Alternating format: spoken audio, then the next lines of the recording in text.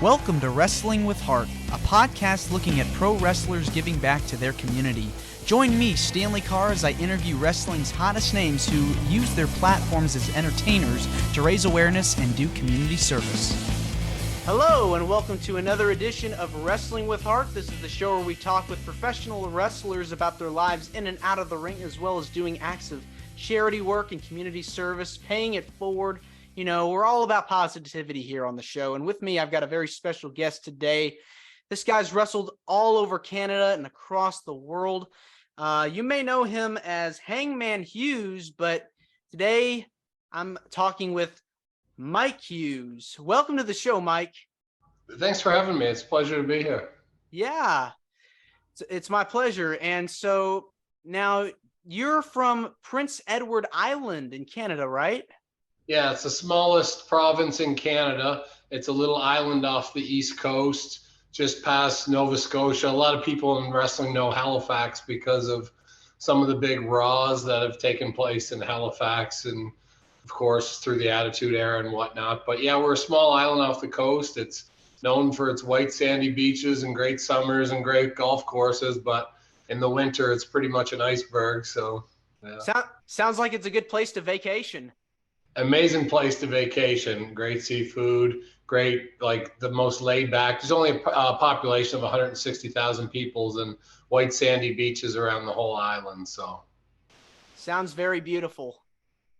Yeah, it's amazing. I love to come home. I traveled all around the world, and it's funny, when I was a kid, 18, 19, all I wanted to do was get off the island. And then when I started traveling the world, and I was gone for most of 12 years, 8 months gone, 2 months home, 8 months gone, 2 months home on the road wrestling. And then later on, all I want to do is get home and relax here. And no better place in the summertime. Be in your own bed, as they say. Exactly. Yeah. They were few and far between in those first 12 years. Sure. Now, so you're from Canada, Prince Edward Island. Tell me about your childhood and upbringing. I grew up in be an old school, like Irish background. My family's Irish. My grandparents came right from Ireland. An old school, strict, like Christian Catholic community. So grew up playing sports. Like I said, grew up around the beach, of course, because I'm on an island. And, it was just a normal childhood of playing sports, being competitive. And, I tried all sports. I was into boxing at a young age.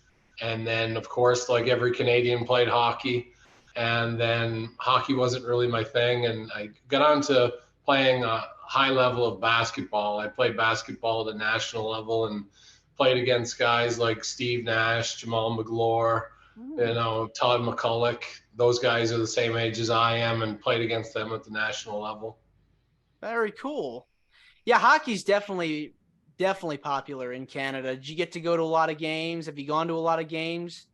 I did a lot of fundraising with the Charlottetown Islanders, which is a QMJHL team here, which is Major Junior. It's the same league that Sidney Crosby used to play in. So, it's the league that, for the viewers that might be unaware, it's usually the level right before everybody gets drafted to go to the NHL. Sure, yes. It's like a feeder, system, I guess. Yeah, and I did a lot of co-promotion work with the Islanders. We did a lot of big charity fundraiser events called Hockey Day, where we would have wrestling shows and then back-to-back with some of the Islander games. And, big shows, 2,300 people at the show. So for a province that's small, they've always supported pro wrestling here on Prince Edward Island. Yeah, I mean, Canada seems like it's a very historic country when it comes to pro wrestling. Lots of big stars came from Canada, like the Hart family. Of course, you got, Chris Jericho, Lance Storm, Trish Stratus, all icons, And what got you interested in professional wrestling? So in the Maritimes, where I'm in, the area that's New Brunswick, Nova Scotia, Prince Edward Island, is known as the Maritimes. And we've had a very rich history in pro wrestling. We had a territory here Atlantic Grand Prix Wrestling, and it was run by Rene Dupre's father, Emile Dupre. Mm-hmm. And it was the only game in town at the time. There used to be, when I was growing up, just 2 TV stations, and one had wrestling, and the other one was the CBC, which was just news and some really terrible shows. So wrestling was like a religion or an institution in Canada. For the maritime provinces, it was Atlantic Grand Prix Wrestling. It was Saturday afternoon at 1 o'clock. The whole family would sit around and eat lunch together in front of the TV and watch Atlantic Grand Prix Wrestling. And in this territory, we had some of the most influential wrestlers in the world. Leo Burke was here, and a lot of people might not be familiar with Leo Burke, but they're familiar with a lot of the people he trained at Bret Hart's house in the early 90s. He trained, well, Bret, if you read Bret's book, he says that he's the greatest, that Leo Burke's the greatest wrestler he's ever stepped foot in the ring with. Oh, yeah. He taught Bret psychology. He had a huge part in developing the British Bulldogs, Owen Hart, while they worked with him in Stu's territory. But later on, he also trained Test, Edge, Christian, Ken Shamrock, Mark Henry. So all these guys learned under the tutelage of Leo Burke. And all these guys, you know, that's a list of Hall of Famers right there in the wrestling industry. Doubt. Yeah. So I was very fortunate that when I broke in my first year in wrestling, it was Leo's last year and his brother, the Beast. And for those that are familiar with the Stampede territory, the Cuban Assassins. So those were the guys I got to break in with, which was incredible for me because those were the guys I grew up watching as a child. Was it very, you know, I'm guessing, you know, it was very intense. The training was. When I first got started into wrestling, I'm 6'5". I'm at my biggest, I was 298 pounds. But when I started to look into getting into pro wrestling, I was probably 270, 275 and in pretty good shape. I'd tore my ACL and my meniscus playing basketball. So I had taken some time off there and I really hit the weight room hard. So I played basketball at probably 225 pounds. And then I just got into weightlifting for rehabilitation and got up to 270, 275, and probably the next 3 or 4 years. When I was in the gym, I just happened to run into these 3 guys that Prince Edward Island's a small place. So when there's somebody new in the gym and somebody that looks extremely different than everybody else, they stick out like a sore thumb. So when I entered the gym, there was this great big guy there who was 6'4", 315. He looked like Bill Goldberg, but he was probably a bit bigger. And wrestling fans might not know who he is, but Bret Hart was training him at the time. His name was Glenn Kolka. He was a former football player with the Ottawa Rough Riders. And he was with Edge and Christian, who were just starting at the time as Sexton Hardcastle and Christian Cage. Mm-hmm. So those 2 guys were in the gym, and they were pretty skinny at the time. They were probably 190 and 220 pounds, the 2 of them. So I'd come into the gym, and I just struck up a conversation with Kolka. I said, "Hey, you're not from around here. What are you guys doing here?" And he said, "We're here wrestling with Atlantic Grand Prix Wrestling." And I said, I didn't know because Emile was doing a terrible job of promoting the territory at that time. But he had just signed as a developmental territory for WWE. So he was taking down some guys to do some shows. So he had Bad News Brown, Edge and Christian, who at that time nobody had heard of, Glenn Kolka, Rick Martel, Don Callis, and Rip Rogers were all on that tour. So a lot of those guys like Bad News and that were trying to break those guys in and kind of teach them the ropes on the road. So I walked in and Kolka said to me, he said, "What are you training today?" And I said, "I'm going to train back today." He goes, "Could you train with me?" He says, "I don't want to be changing weights all day with those 2 skinny guys." And the 2 skinny guys were Edge and Christian. So me and him started working out for the day, and we got talking about pro wrestling, and he said, "Do you like wrestling?" I said, "Yeah." I said, "I love wrestling. I've watched it as a child with my father, and I said, but I always thought that I was too small to wrestle. And he looked at me and he said, too small? You're like, what, 6'6", like 280? And I was like, yeah, Right.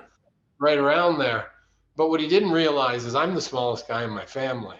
Oh, wow. Really? Yeah. So I was always the small guy in my family. So to me, I was always small. Was And who so was he the who was, was the tallest? Who was the tallest in your family? so my brother is 6'6" as well, but he's 350 pounds. His Hmm. hands are 3 times the size of mine. He wears size 17 quadruple E feet. He's probably a foot wider across the shoulders, just a much bigger structured man. And my Jeez. father is the same. My father's got hands that are size of frying pans. And even my mother's 6'1", and Hmm. my sister's 6'3". So, and my sister's probably wider across the shoulders than I am too. I don't have, for the average Joe, I have a big bone structure, but not for my family. I got you. I mean, all right. Okay. Yeah. So That's yeah, when he said that to me, he said, I've been watching you interact with everybody here in the gym. He said, you have a lot of charisma and you're pretty quick witted. He said, you should give this pro wrestling a try. And I said, yeah, sure. I don't know how to do that. There was no wrestling schools really at the time, other than um, Stu's Dungeon at the time that was being run by Bruce and maybe Keith, I think, at the time. And to travel out to Calgary at that time for me, I never really put a lot of thought into it. So he said, here's Emile Dupre's phone number. He said, I'll call him now and put you over to him, and you give him a call when you're ready to go. So I gave him a call. I actually waited. I still wasn't 100% sure if I was big enough, and I want to try to put on even more weight, and I want to get in better shape. And called him about 6 months later, and back then there was no cell phones taking pictures. It was take a Polaroid and write a letter and mail it to him. And so I mailed it to him, and he got the Polaroids, and he called me and said, all right, he said, we're going to start training this day. And we started training. there you go. And you're off to the races from then on out. You know what? Literally was off to the races. I trained for 3 months. I was nowhere near ready. I knew how to take a bump. I knew how to run the ropes, but it was basically baptism by fire. I went right on the road. I worked 160 nights straight. We worked 7 days a week, twice on Sunday. The territory was still going strong back then. Mm-hmm. And it was the best way to learn. I learned in the back of the cars with guys like Leo Burke, the Beast, Cuban Assassin, Butcher Vachon, all these guys I got to go up and down the road with right from the get-go. And every night they would just say, okay, I'm going to tell you 2 things you did wrong in your match tonight, and then we're going to work on 2 things for you to get better at. And they would talk about it in the car, and then if we got to the town early, the ring was set up, they'd teach me. And then after that night, we'd go back to the hotel, and they'd pull the mattresses onto the floor, and they'd show me there. And if I didn't get it right, there were some nights I might get choked out and I might Uh-oh. get stretched. But I think that was the absolute best way for me to learn. I was just kind of like a sponge and Yeah. taking in everything I could and trying to learn from all these guys who had way more experience than me. Were you looking at possibly going to WWE or one of the bigger promotions? Was that an ultimate goal? It was definitely an ultimate goal at the time, though. Leo and the Beast and those guys, the older guys, said, you gotta. The business was changing at that time. How to get into WWE, so that was right on the verge where things were shifting. Before that, what they said is that you had to go or learn to work in every different country, learn different styles, so that you could work everybody. And he said, and then WWE would notice you, and then you could. But at that time, it was starting to switch over to the development system, Mm-hmm. where at that time they had a development camp in Memphis, they had one in Connecticut, and they were just, I think, starting maybe Deep South with Jody Hamilton shortly after that. Mm-hmm. But it was in a transitional period, so the direct route of how to get into WWE was kind of foreign to everybody at the time. Sure. So I decided, well, I'll stick with the old guys, what they said. And as soon as I worked in the Maritime provinces for 2 or 3 years, got my name out there, kind of made a name for myself. And then I went directly to England right after that and went to work for Brian Dixon in All-Star Wrestling and got to work with some of the best technical. Robbie Brookside was one of the Yeah, guys that I got to work that's a with. great wrestler. He's incredible. And he's a guy that, unless you're know wrestling, people don't know just how good he is. Like one of the best wrestlers I've ever been in the ring with. And it's no doubt that he's the one teaching all the young guys today down at NXT. But guys like him, Dave Taylor, Kendo Kashin from New Japan, Drew McDonald, who was a Scottish wrestler that was incredible. PN News was there too full time, and PN News had changed from the rapper, kind of terrible worker that he was in WCW to this incredible 500-pound wrestler from working with guys like Dave Finlay every night. And then we had guys like that, James Mason, who's a trainer now in NXT UK, who's one of the best wrestlers on the planet that most people would never hear of. And guys like Dean Allmark,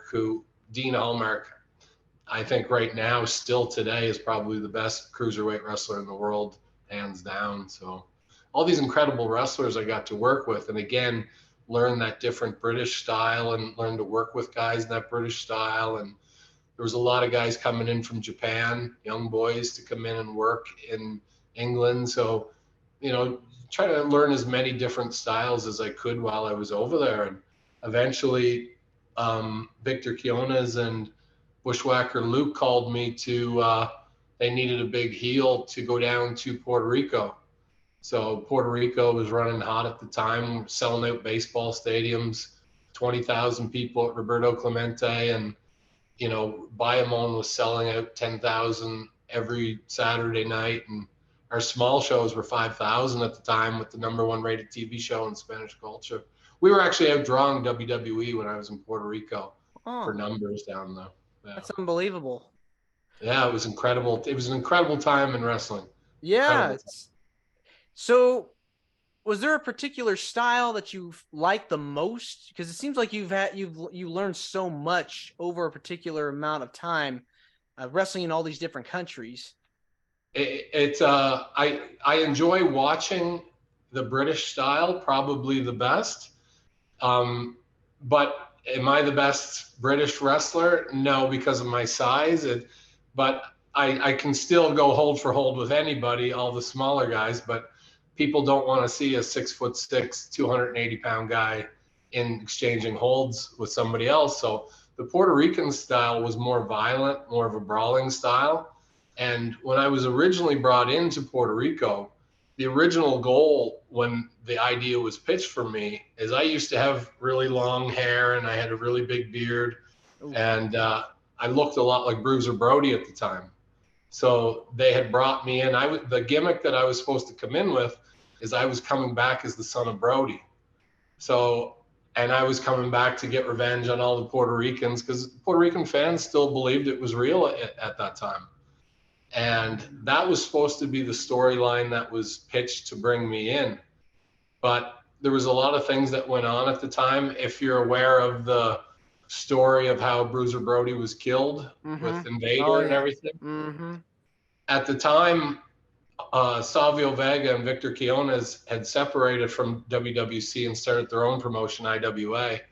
And IWA was killing WWC, no pun intended. But they were doing those numbers that I just said where WWC was doing 500 people in a 10,000 seat arena. And WWC, Carlos Colon's company, was losing money, and that's where Invader was. Savio had done an interview where he had said, they asked him about Invader, and he said, that guy's a killer or a murderer or whatever. But because Invader was acquitted, that was slander and defamation of character, and he was going to sue Savio and IWA. So in exchange for the payout, the egomaniac that Invader was, he said, if you let me work on top for IWA, I'll drop the lawsuit. So by the time, I didn't know any of this, I was still finishing up in England, and there was a month before the last contact. I just had a plane ticket, I was finishing up my last month in England and then flying into Puerto Rico. So I flew in the night. They have a big pay-per-view called Judicial Finale. And I came into the dressing room. Now, I had no idea what Invader looked like without his mask on. I'd always seen pictures of him with a mask on. And I'd come in and I'm shaking everybody's hand and I'm going through the dressing room. And I tapped this guy on the shoulder and I said, "Hey, I'm Mike Hughes." And he turned around and he looked at me and it was like he'd seen a ghost. And he got up and he's like, Savio, I know work with this Canadian. And he tore off and I'm standing there. I don't know who this guy is, or this is my first night there. Most of the dressing room speaks Spanish. I don't speak Spanish, and everybody's looking at me because Invader's screaming at me. So I sat there confused in a locker room, not knowing where to sit. And then Bushwhacker Luke came out to me and he says, mate, we got to change the whole thing. I forgot to tell you, he said, we're gonna have to go with something different here. And so we looked in the newspaper and there was like a packed hanging that happened, 3 kids in the rainforest. And he just said, we're going to call you Hangman Hughes. And so that's how I ended up becoming Hangman Hughes. I was supposed to be the son of Brody. So it was like, well, what do I do? They said, just be Brody, but with a noose.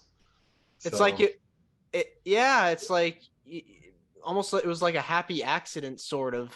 Yeah, it was a crazy night. It was a lot of, you're in a new territory, a new place. You're trying to get over your first night. You don't know anybody. You can't speak the language. You're supposed to be coming in to get this real hot angle and get a good push at the first, which still happened, but completely changed. Sure. Yeah. Why did you want to start your own promotion? And tell me about how why did you want to call it Red Rocks? So the soil here on Prince Edward Island is red. All the soil is extremely red. So it's often referred to as the Red Rock. And we actually don't have any rock. The whole island is made of sandstone. We don't have a gravel or a rock base at all. So it's very, very bright red. And so I called it Red Rock Wrestling just based on that. But by 2009, the wrestling territories were drying up. There weren't a lot of places anymore where you could go work 7 days a week. England was probably the only place left. Mexico, Puerto Rico was starting to dry up around 2007, 2008. Canada was just becoming a weekend place. There wasn't 7 days a week you could run. So I decided to go back to school, and I started working in healthcare field with mental health and addictions. So when I went back, I still wanted to run wrestling shows on the weekend. And the whole reason I wanted to do it, there was a lot of shady fly-by-night promoters in the area where they would come in, leave the arena a mess, maybe steal things from the arena. Wrestling was getting a really bad name in the area. It was very carny-like, and people were just disgusted by pro wrestling. When I was growing up and when I was in wrestling and I'd come home, as an athlete, I was held in a high regard, but after a few years of being away and all these other people that were representing the business, a lot of skinny, fat, pasty kids that were like wearing t-shirts and sneakers, and then the promoters were stealing things from the venues, not paying the venues, not paying the radio stations for advertisement. So it had really gotten a really bad name. And for me, that was my business. That was something that gave me the opportunity to travel the world. And I didn't want it to be looked at with like a black label on it.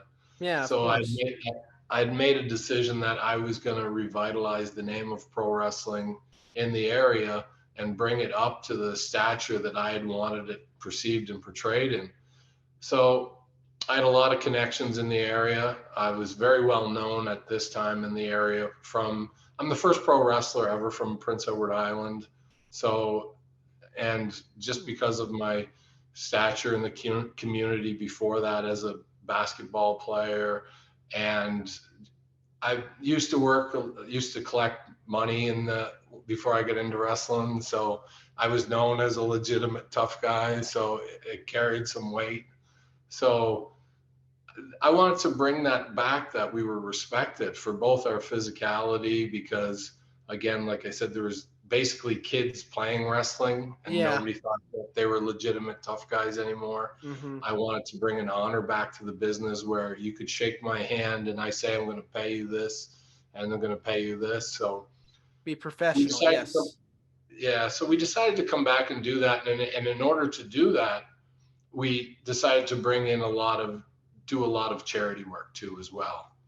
And that was a way kind of to revitalize that wrestlers aren't scumbags, we're not carnies, we're not Fitting that what I mean? stereotypical mold. Basically, when people Exactly. think of wrestling, it's like, oh, they're Greasy. fake. Yeah. So I wanted to have a different perception with that. So I brought in only big athletes that were good people first. So I wanted good people that were respectful when you were at the hotel. You weren't trying to big league people. You were very respectful to the manager, the same as you would be to the cleaning lady. I Yeah. wanted guys to come in, and when we went to gyms, they were super respectful and, you know, thanked everybody for helping us, because I tried to instill in these guys that without the fans, without the sponsors, without all the help, there's no place for us to wrestle. And I'm now coming at the end of my career, so I don't need this. But you young guys need this, or you're not going anywhere, because there's no place to learn Mm-hmm. if these opportunities aren't there. And I was trying to teach them to be better professionals and to carry the weight of pro wrestling and make it look like a respected profession. So we get into doing it, became mandatory if you worked for me that there was a code, there was a dress code, that you were going to carry yourself in a certain way, and that our organization was going to do charity work, and that involved fundraising portions of our wrestling shows. A certain portion of the proceeds would go to a charity of choice, which was usually Children's Wish. But we also did other fundraising events in the community. We put on strongman events. We got a Harley Davidson and we did a raffle for that, where we sold 400 tickets at $100 a ticket, and we raised $30,000, for Children's Wish doing that. We held events where I promoted them where we mixed it up with boxing, jujitsu, and we had called Fight for the Cure. We raised, I think, $26,000 for Canadian Cancer Society, and we just kept doing all these different fundraisers in between our actual wrestling show. So where Red Rock Wrestling and Pro Wrestling and Kowboy Mike Hughes, my name, was associated with the community, associated with charity work. And it took a couple of years, but after 2 years, when somebody mentioned pro wrestling, it was, oh, those guys are good guys and not the greasy guys. And people soon forgot about that. So Yeah. we've been trying to protect the image here as much as possible. Yeah, I mean, you have to do that. You've had, an incredible career, and you've been able to do so much in the world of professional wrestling. Being able to start your promotion, that's no joke. It takes a lot to start your own. Takes a lot to start your own company, and being able to get a following. It's not easy. We've sold out almost every show we've ever run on PEI. So our venue holds 650 to 700 people, and it's always been 650 to 700. And it's a great venue where there's a balcony around the top, and it's a concrete building, and it really 600 people sounds like 6,000. And then we've also done shows with 2,300 people and shows with 1,400 people in conjunction with some of the Islanders and the other thing. But I think the reason that people really get behind us and support us is because of the charity work, and because of it's more than just wrestling. It's about Islanders supporting Islanders. We help the community, and the community in return supports us. And on top of that, personally, I've been honored. I visit a lot of sick children that are in hospitals. So if somebody says that their kid's sick and they're a big wrestling fan, there's a lot of times where I would go into the hospital and they'd be happy to see me. We're on local TV here as well. So we have a TV following here as well. And so to be able to give that to kids that are really sick, that's been the biggest gift. Pro wrestling has taken me around the world, and it's let me meet my idols to become my peers. And on top of that, it's allowed me to give back to my country, my province, and to the children, and to inspire other children to follow their dreams the same as I did in a Yeah, sport, no matter what it is, right? most So definitely. Yes. yeah. So I think the support within the community has been so reciprocated that it's made pro wrestling become respected, and we've become a valued part of just the community, and it simply isn't just a pro wrestling show. Was there a particular fundraiser or organization that you had just an incredible time working with?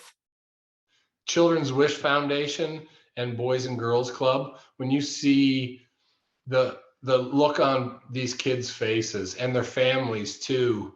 Like I have some incredible stories. I was doing a celebrity golf tournament one year, probably 3 or 4 years back, and I was walking out afterwards, and there was all these celebrities, TV stars, movie stars, and everybody. And as we're walking out, all the celebrities getting ready to be taken to this, there was a family off to the side, and this man just comes up and he hugs me, and I didn't know who he was. Like I had absolutely no idea. It's just some stranger came up and hugged me, and he said, "I just want to thank you what you did for my daughter." And I said, uh, "I'm sorry, I don't know what you're talking about." And he said, "You were the person that provided the wish for my daughter.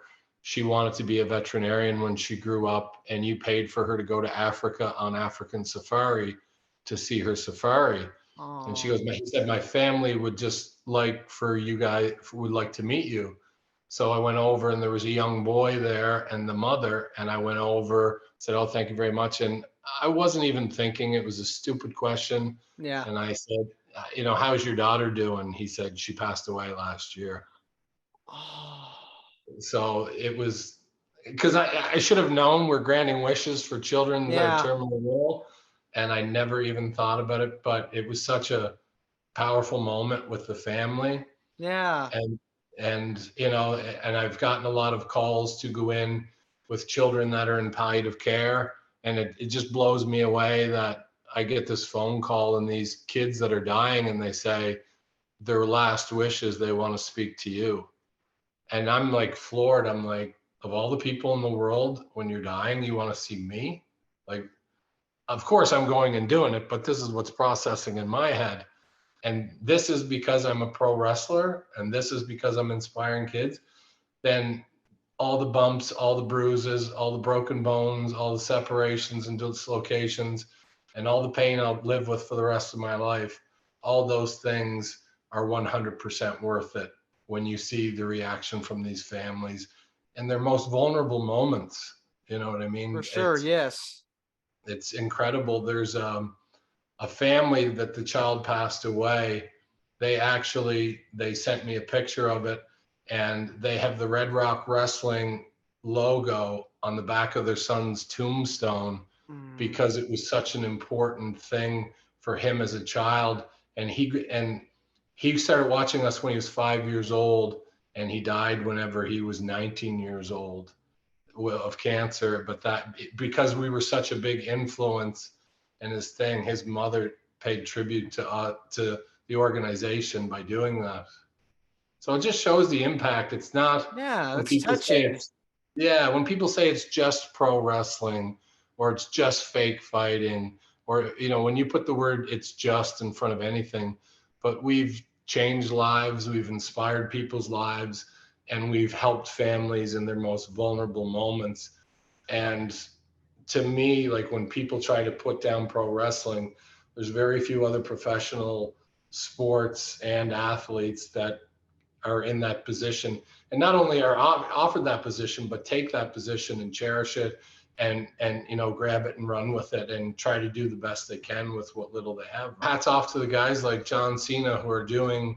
I think he had the most wishes granted Yeah. of any Yeah. celebrity, right? Mm-hmm. And hats off to guys like that. You know what I mean? That can touch as many lives as possible. And that's the thing that changes. And that comes from taking families out and creating a family environment. And in order to create that family environment, it comes from having guys that know how to tell stories and don't have to do shock wrestling in the TV, like in the ring, to like the blood and guts and all that. Like for me, like ECW and all this death match stuff, it has its place, but not in a family scheme. And I think that when you have and provide a product that the whole family can enjoy together, you create family moments, and then you as a wrestler can impact the way that these kids as they're growing up can perceive you, and you can be a role model and influence, and you can use that influence to do good in the world as well. Absolutely. Yeah, you're paying it forward. I mean, it's like going to Disney World in a sense. You have those moments, those magical moments, and you pass it on to the next generation and generation after that. Absolutely. And that's what it has to be, right? That's the only way that we hold pro wrestling up in stature, and that's the only way we hold ourselves up. There's no greater feeling in the world than helping somebody else, either accomplish their dream, to be a part of their own dream, or just inspire them, or to feel good, right, in the moment. And even if it's as simple as making a memorable moment at a show for a kid, right? Like every little bit adds up, right? So yeah. Well, why do you feel so passionate about helping people, whether it's through wrestling or through anything in life? I think it was the way I was raised. Definitely, the way I was raised from my parents was one thing, but it's also one of those things that once you do it, once you do it, there's an intoxicating endorphin release feeling and gratification that you get. It's probably better than any drug in the world, than to see some child's face light up, to see some parent extremely overcome with emotion for what you did for their child or what you did for their family. Yeah. And then when you see the spin-offs later on, generations down the road, like I went in recently to a store and there was a 20-year-old kid there, and I walked in and he says, you're Cowboy Mike Hughes, aren't you? And I said, yeah. He says, I grew up watching you since I was 5 years old, man. He said, my friends all used to get together and pretend they were you. And, because of that, we trained harder in that and became good hockey players and good. So it doesn't even have to be inspiring them to be wrestlers. It's just inspiring them to be their best, right? So, that's right. Be a good human being every day. That's and that the comes goal. first. That comes first, right? That does. Absolutely. Hey, Mike, I just want to say thank you for coming on here. Wrestling with Heart means a lot to me and to the listeners. Where can people find you on social media? And do you have any shows you want to promote? I have a show coming up in Stratford, Prince Edward Island here. It's going to be on May 26th is my next show. Because of weather, obviously here we're in the Arctic and Prince Edward Island, Canada. It's hard to promote shows because of weather. But we have a show coming up. You can find me at Instagram at Kowboy with a K, Kowboy MH, and Facebook too. I'm on Facebook too at Mike Hughes. And there's two accounts there. The fake one's the one with me and the belt on it. I don't know who made that one, but there's another one with just me standing there without a belt. So yeah, you can find me on those, and I'm on Twitter as well. So yeah, at Kowboy MH. Well, Mike, thank you again for coming on, and you're more than welcome to come back. Thank you very much, man. It was my pleasure. It's great talking about pro wrestling, and it's great to see somebody putting the charitable side first. Yes. Over everything else in wrestling, because that's been our motto here at Red Rock Wrestling. And for the fans out there too, check out our site at redrockwrestling.com too. You can see a lot of the action. It's old school wrestling, and it's big guys with very physical old school wrestling. So if you're into it, check out redrockwrestling.com. I love it. All right, take care. This is Wrestling with Heart. I hope you found this podcast to be informative and entertaining. If you did, please hit the subscribe button and look out for the next edition.